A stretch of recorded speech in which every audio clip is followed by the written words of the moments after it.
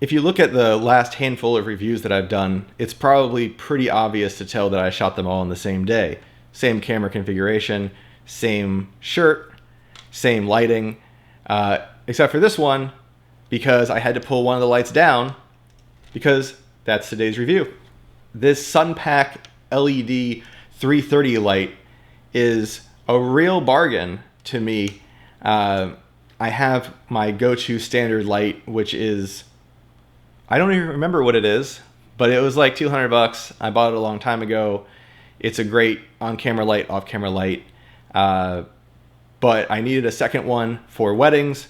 I really liked either edge lighting the people like giving toasts, if I could, or oftentimes it just comes down to having one light for the person giving the toast and one light for the couple. So whatever need it is, I really needed a second light, and I do believe that they've actually discontinued making the light that I bought before for $200 or like $180, whenever it was. So I had to look elsewhere, and actually hit quite a few duds before I landed on this one, which was exactly what I needed. So I can tell you that not all lights in this price range would get a good review for me. I had a handful that I tried first that were in like the $100-ish range, and they were weak. They just didn't get the job done, which is kind of wild to me, because in a wedding scenario, you're not trying to turn it up to some like movie set level brightness or whatever. You're already trying to be the least intrusive you can. So the idea that some of these lights couldn't go up high enough was pretty bizarre to me. I thought that virtually any light that I bought would be bright enough. But yeah, learned the hard way on that one. But this Sunpak 330 did not have any of those same issues. It's plenty bright.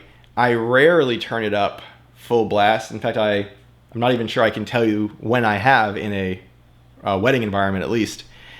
And it's been really great. I mean, yeah, the barn doors feel a little flimsy.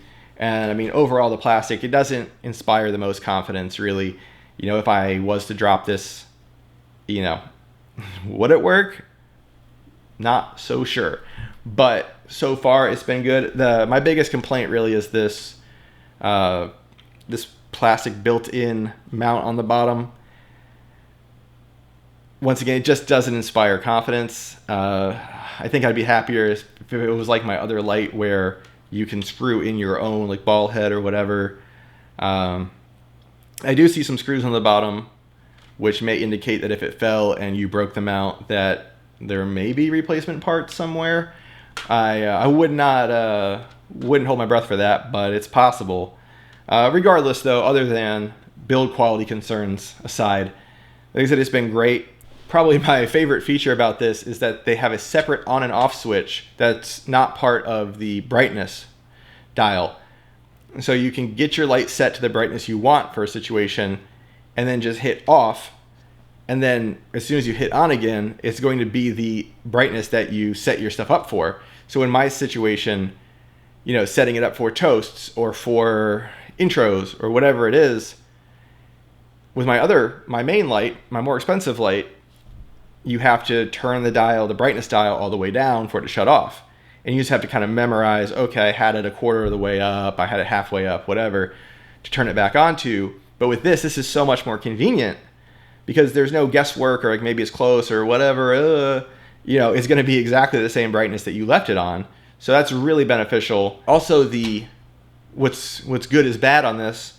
The battery mount in the back for this is so firm that it can be difficult to get out if you're trying to do it quickly on the fly.